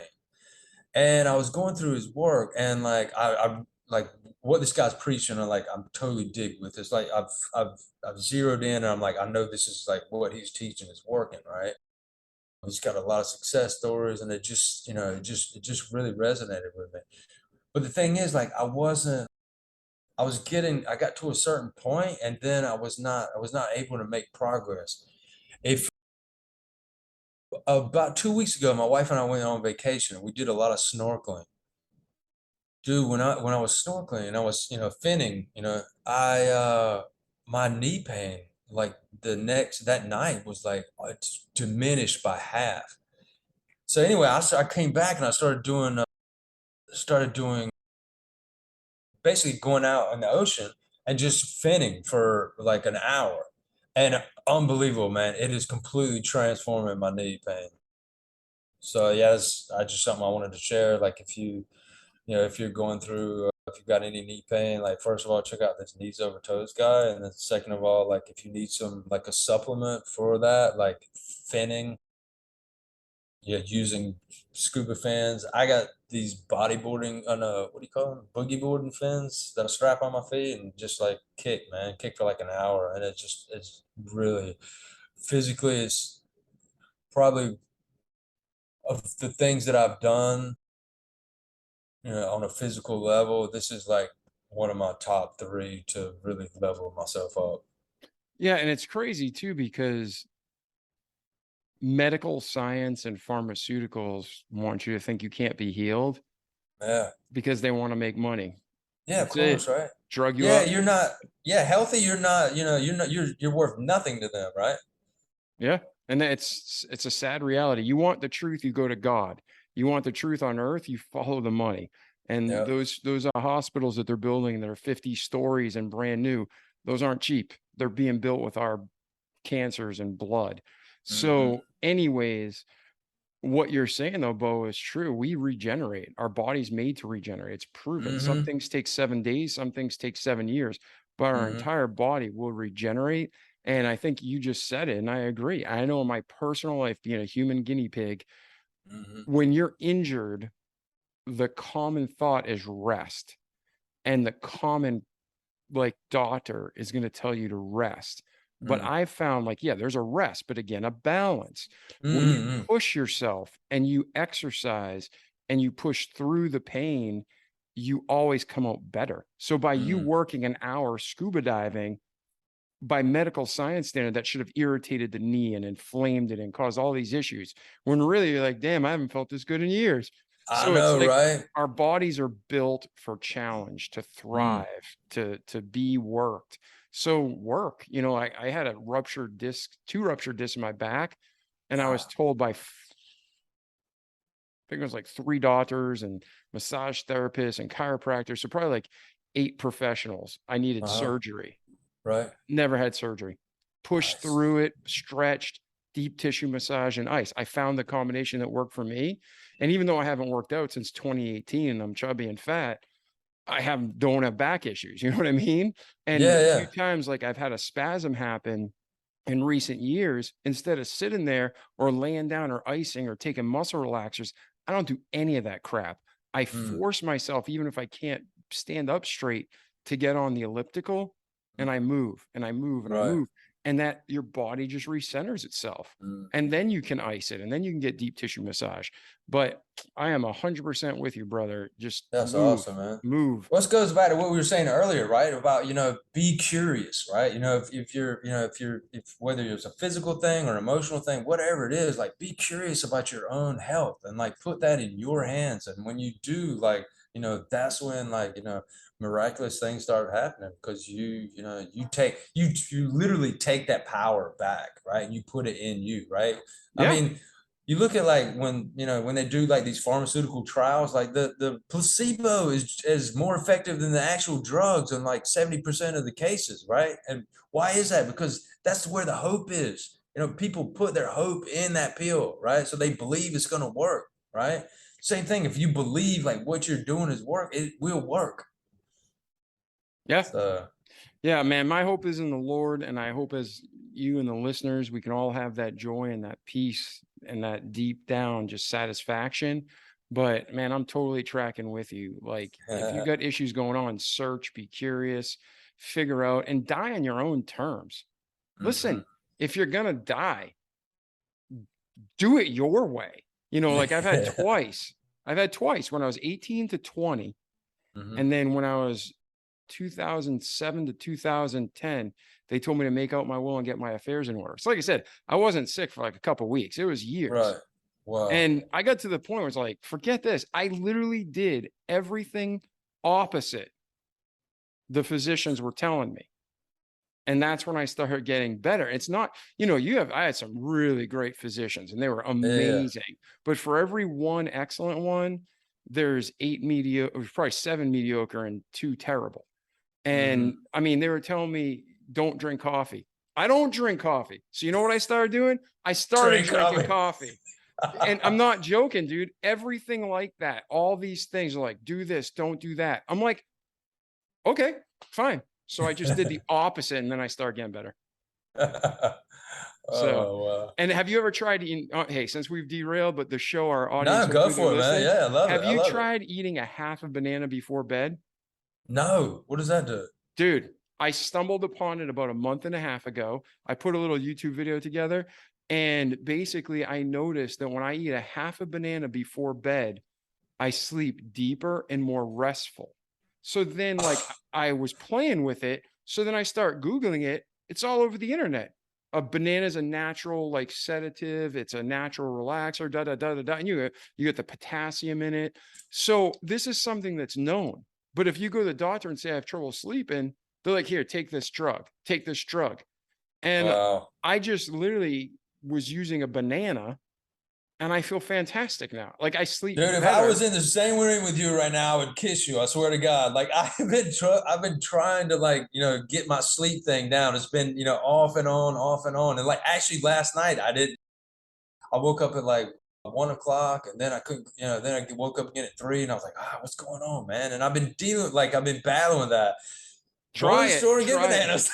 Try it, and we'll do a follow-up episode and put in a link in your podcast. See, how did Bo do with a banana a day for 30 days? And we'll I do that love it. episode. Yeah.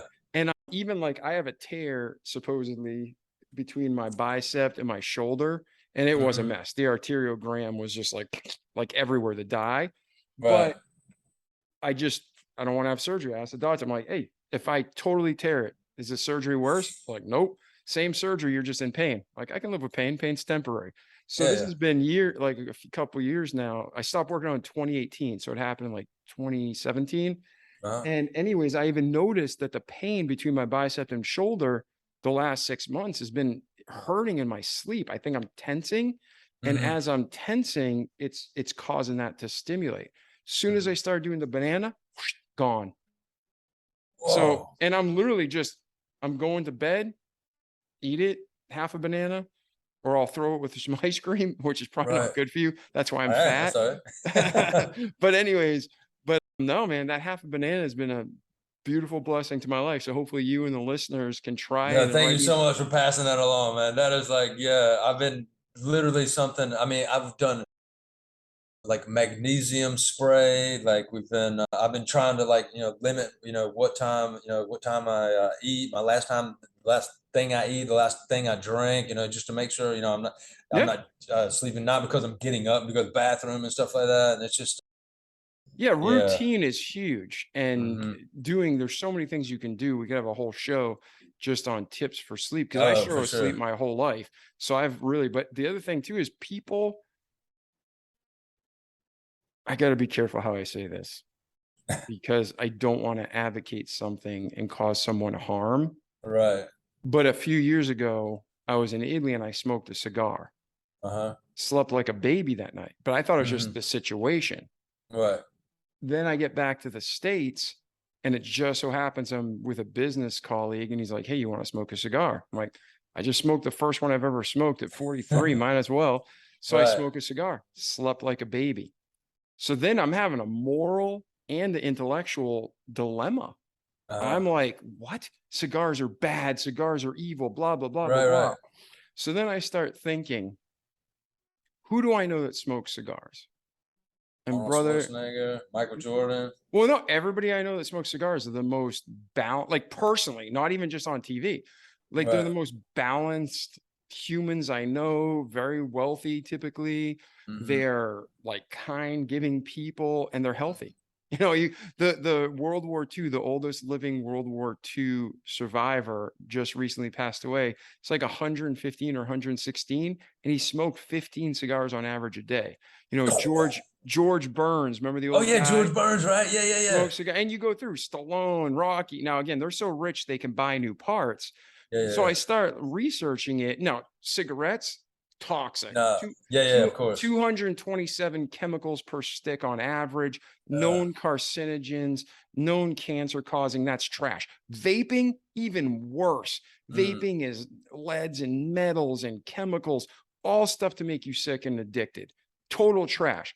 But a cigar, it's 100% tobacco. Tobacco is like a banana. God made it. There's nothing added. So long story short, I started experimenting and researching it, and my blood test came back better.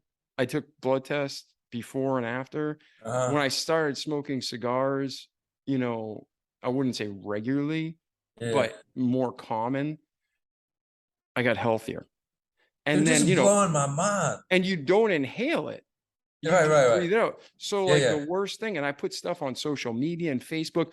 Do you personally know somebody that smoked only cigars that got cancer or some form of disease? Mhm. One person wrote back and said, I had he was a police officer. He had a police chief in New York that died. I think he was like, the average lifespan 70 to 75 worldwide. And I think he said he died at like 62. But he said, to be clear and honest, those cigars might have gave him an extra 5 because he had such a high stress job in life. Right. So I'm just going through. So I'm like, I'm going to try it. So God forbid I say this and someone gets mouth cancer or I get cancer. I don't want that to happen. But I'm telling you that in my life, it's had nothing but benefit to me. It relaxes me, it calms me. And then on top of it, I got to be very careful. A physician friend I know and their spouse saw the change in me. Mhm. I told them about it. They thought it was bull crap because they're just programmed with medical Yeah, science. yeah, yeah, right. They tried it. Now they both smoke cigars as well, and they got off Mhm. their damn pharmaceuticals at night to help them sleep. Dude, this is So, like so I can't crazy, tell you, man. I can't talk for everybody. And people are like, Dave, what's wrong with you? But listen, I'm just telling you the truth. This is what I believe. I could be wrong. Either I'm right and you're wrong. Either you're right and I'm wrong, or we're both wrong and God's right. But we need to Now, see, search for the. here's the thing with this though. Like, this blows my mind because, like, now the way my life works is like I put my intentions out there, and I'm just drawn towards things, right? So the other day, my wife and I we were out riding around, and I was like, I don't know why, but like I've been having like this desire recently to smoke cigars. There you go. And she It, was like, what? I was like, I know, it's the weirdest thing. I was like, did you know a cigar store here in town? She was like, yeah, but I was like, I don't know why. Just like, I don't want to start smoking again, but like, I'm just drawn towards cigars. And then to have you tell me that, I was like, oh my God, that's crazy, man. yeah, we gotta schedule a 30 or 45-day follow-up, and we gotta talk about bananas and we'll name that the episode. Yeah. Bo and Dave, bananas and cigars. Yeah, that sounds great. And I'm going to the supermarket to get my bananas, and then I'm gonna go find that cigar store today, and yeah, I'm good at both. and get something. And that's the thing about cigars. You can get something that's inexpensive, but it's still pure. The key is just buying pure tobacco. Don't buy the Yeah, cheap yeah, ones that's colored paper and they put yeah, chemicals in yeah, those too. yeah. Get a nice cigar. You can buy them online, save a bunch of money once you find something you like, but Hmm. get something mild because you're starting out, not more than medium. And then Hmm. you'll start figuring out what you like and what you don't like. But last thought, globally, if you ask anybody what are the best cigars in the world, what's everybody say? Cuba. Okay, Cuban. You know why? I researched and researched and researched it. It's because Cuba has the highest volume of lithium in their soil. So what's lithium used Oh, for? lithium helps sleep, right? Depression, sleep. They used to prescribe lithium. So the soil content in Cuba has the highest lithium on the planet. So when you smoke a Oh, cigar, that's why it feels so good. Now you can right. still get a Cuban cigar and you don't like the flavor, but the actual soil is absorbed into the tobacco leaves, so you have a more beneficial response. Oh, So yeah. there's the thing. If you always want to know what makes Cuban cigars special, yeah, there's tons of things. But bottom line is the lithium content in the soil. And you have people, even famous preachers like Charles Spurgeon. He Uh-huh. suffered with depression. I've suffered with depression my whole life. And he said, one of the greatest gifts of God to me is a good cigar, because when I'm feeling down, I smoke it and it just helps me to relax. So people have been trained in America. I don't want to speak for the rest of the world, like tobacco evil, tobacco evil, tobacco evil. Mm, But think of mm, it like this: weed was terrible growing up for our generation. And hmm. I believe weed is a gateway drug, right? but there Mhm. are some medicinal benefits. But Mhm. the government said weed evil, weed evil, weed evil for years. Once Yeah. they could monetize and control the supply, now weed's Yeah. the wonder drug. Yeah, Everybody should exactly. have weed. You'll cut your Exactly. arm off, no problem. Smoke a joint, it'll grow back. Just buy it from our dispensary, right? Yep. So Mhm. listen, try a banana if you're listening to me all over the world. Try a cigar, maybe. Pray about that one, but it really did work for me. And let me know how it goes. Write some notes in the show notes in the comment section. And Bo, me and you need to do a follow up in 45 days, 30 I'm days. doing it. I'm down with that, man. Let's do it. Yeah. All right, man. So thanks for being on the show, ladies and gentlemen. We love you. Hope you enjoyed this episode, not just for entertainment value, but for things you can apply to your life. Reach out to Bo for myself for help. And if you do decide to smoke a stogie or to eat a banana, let us know how it works out. We love you. Have a great day, and we'll see you in the next episode. Ciao. And thanks again, Bo. Thanks so much, Dave. I really appreciate it, man. This has been awesome. Ladies and gentlemen, I know it's just been a few short seconds, but to Bo and I, it's been 30 days. So at the end of Bo's remarkable episode, we talked to you about the Bo Bissett bonus episode, Cigars and Bananas. So right now, Bo and I are going to be hanging out and just talking about his journey the last 30 days about bananas and cigars. Bo, how are you today, brother? I'm great, man. How are you today? Man, I'm doing well. I'm doing well. We had a That's great fantastic. episode. We had a great episode, and our listeners just funneled right into it. They don't know what's going on in the last 30 days of our life or your life. But when we finished the episode, we were talking about how sleeping helped me by eating a banana before bed, and cigars helped me before bed. And you said you're going to be a human guinea pig and Mhm. try it. I So did. how did it work for you, brother? Well, I've done it for the last 30 days, and I will continue doing it for the foreseeable future. The bananas, I'm feel pretty sure that the bananas had a definitive impact on my sleep, and not just my sleep, but it was like my dreams. Like my dreams, man. As soon as I was at half a banana, right? So I was eating Yes, I half a do a half a banana. banana, but if they're small, I'll eat a whole one. Yeah. So I did I've been doing a half one too. And so it, yeah, man, my dreams just exploded because I guess beforehand, maybe that's why I was so tired all the time. Cause like REM sleep is like, that's when you dream, right? And that's your restorative sleep, right? Yeah, the REM phase. Yeah. Yeah. Okay. So I don't ever remember dreaming for like such a long time. And then boom, man. So like the first night I took that banana, I woke up the next morning. I was like, dude, I was flying last night. Like it was amazing. And yeah, it just kept going. And the cigars, I think like as far as sleep, I'm not sure, but I tell you, like the cigars have been like a beautiful nighttime routine. And I've never you really got me to appreciate, cigars and like the natural form of tobacco without, all the nasty crap that the cigarette companies put in it, right? Yep. And it's just the way they wrap it, the tobacco, like the craftsmanship that goes into making it. And like when you're smoking a cigar, you sit there and like you just I've never been somebody like, if I drink a beer, like I drink a beer. Like I don't sit around and like, swirl it around in a glass and sniff it and like try to figure out what kind of floral scents it's got and stuff like same thing with wine or anything else. Like if I'm hungry, I eat. If I'm thirsty, I drink. But with the cigar, it was really a big, it changed my perception, changed the way I appreciate things. And in a very short time. And so yeah, it was actually, it was picking out the cigar, like smelling the cigar, cutting the cigar, like putting it in my mouth before I lit it. And then, my wife she was down with it too, right? So we both got into it, and like it became like it has become our nighttime routine. And we both get out there and we're like, we light it up and we smell it and we toke on it, and just like the smoke, and like we talk about it and like, oh, this is a good one, this one's it feels like it's tastes like it. And it's a beautiful nighttime routine, man. kind of, we had also gotten into a phase recently.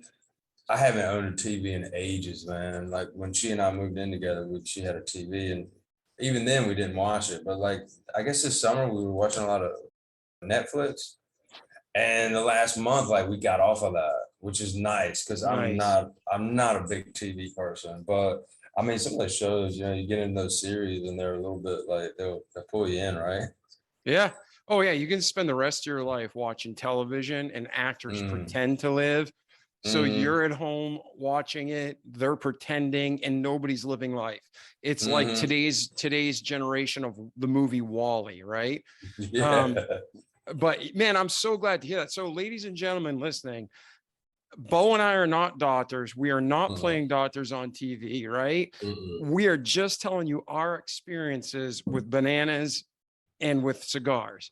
And Bo, mm-hmm. man, yeah, I'm just going to go through it. The bananas, same thing for me. I sleep better. My body wakes up more rested. The dreams are more vivid. And medical professionals don't tell you about it because they can't sell you pharmaceuticals and you don't come back for more, right? They ain't gonna make any money selling you a banana, Yeah. right? And Chiquita, what the heck, man? You've done a crappy job marketing. You got a whole I marketing know. campaign right here. I know that's huge. Remember when we were kids and it was like, milk does the body good, and then like, milk comes from a cow which has 5 stomachs, so it's like it's actually not that healthy for us. But like, dude, you're right, man. Chiquita needs to get on the whole marketing thing and like Yeah, totally jump on that. you got these products that really don't help, and it is complete BS, and they sell it to you and you believe it. And there's other things that God made, like a banana. Grab one right here if you're watching There on you go. YouTube, right? Two There you bananas. go. So this is to me a small banana. So, it fits in my hand. So Okay. I'll eat probably one of those at night, or if it's a big one, I'll eat, half of one. Mm-hmm. But that's it, ladies and gentlemen. Try it. Give it 7 days. Don't even give it 30 days. Unless you're Mm-hmm. allergic to it, it's helped Bo and I. So at least 2 for 2 right here, right? Mm-hmm. And then the I would say, cigar. yeah, go ahead. Yeah. Sorry. Oh, no. Go. Finish the I would, bananas. yeah, I was just saying, like, when it's not you're not gonna sleep. Well, here's the thing. I slept good. Like, I used to sleep like one night out of 4 nights, and the one night I slept was kind of like, it was still kind of crappy. I've gone sleeping 3 nights out of 4 nights, so good. So it's not the end all be all, but like, from to flip from one, like I flip from one extreme to the other. So it's been really, really nice. So, and the thing is, like, when the nights that I'm not sleeping, I'm actually like, man, I went to bed a little bit too late, or I drank, I drank a glass of tea too late or something like that, right? So it's, there are the ones that I could count on, like, or the dog woke me up at like 4 o'clock in the morning barking. So, but I would say, they definitely have changed my sleeping. No, no doubt. Yeah, 37 cents, man, or whatever it is, wherever you are in the world. Could be 2 cents, could be $3, but still, it's so inexpensive and it's so Yeah, it really natural. It's good is. for you. And then now, when it comes to cigars, again, some people smoke a cigar before bed and they're wired. Me, it Mm-hmm. totally chills me out. But like you were talking about, Bo, you slow down and you appreciate it and you shut off the TV and you and your wife are sitting there talking, Mm-hmm. engaging in communication and laughing and looking at the stars. I was just out this week and over the weekend, and we were at a place, and those times you get like antsy. It's like, okay, I'm enjoying the live music, but I'm ready to go. Well, when you got a cigar in your hand, it just kind of slows you down, and you take more time and you appreciate things. So I'm not Mm-hmm. telling people to smoke and I hope to God, they don't get sick, I don't get sick. But man, I just, from natural tobacco, vaping, terrible. Mm-hmm. Cigarettes, terrible. Dipping, Mm. terrible.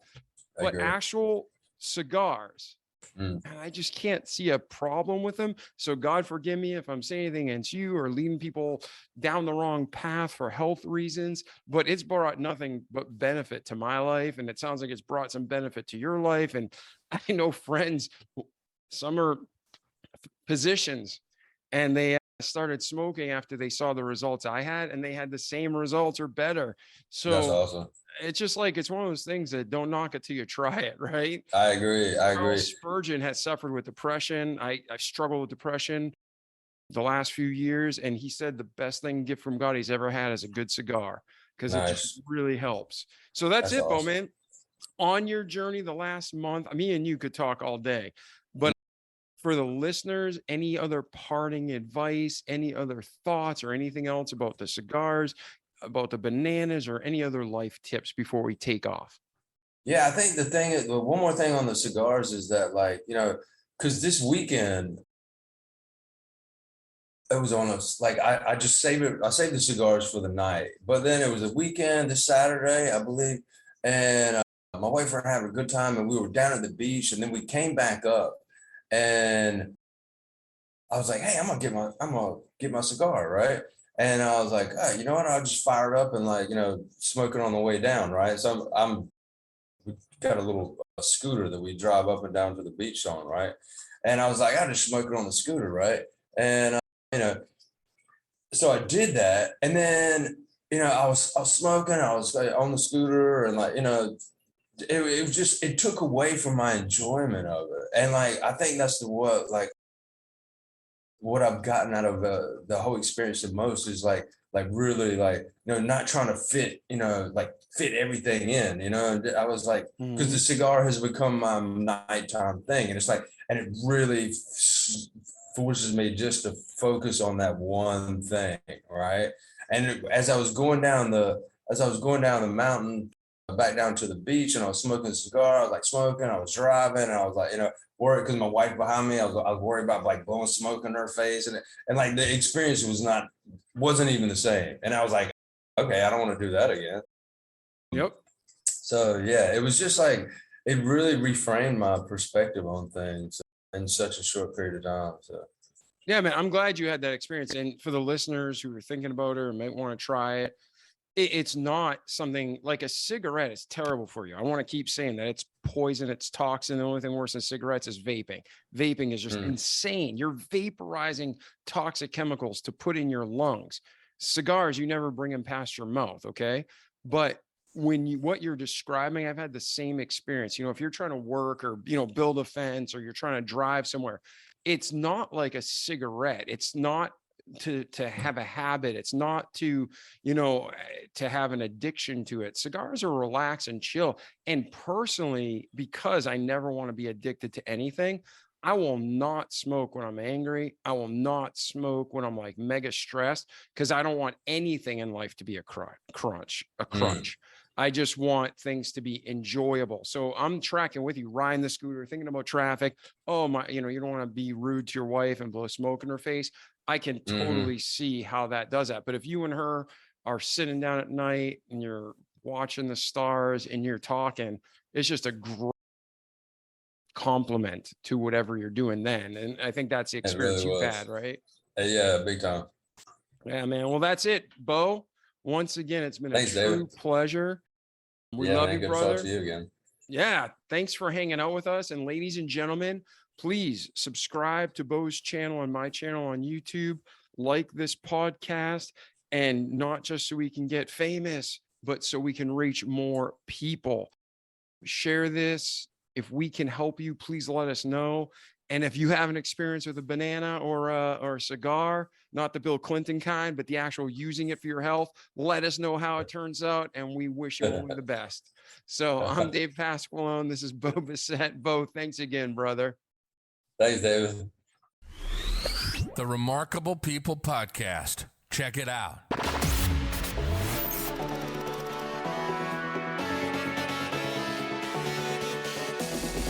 The Remarkable People Podcast. Listen, do, repeat. For life.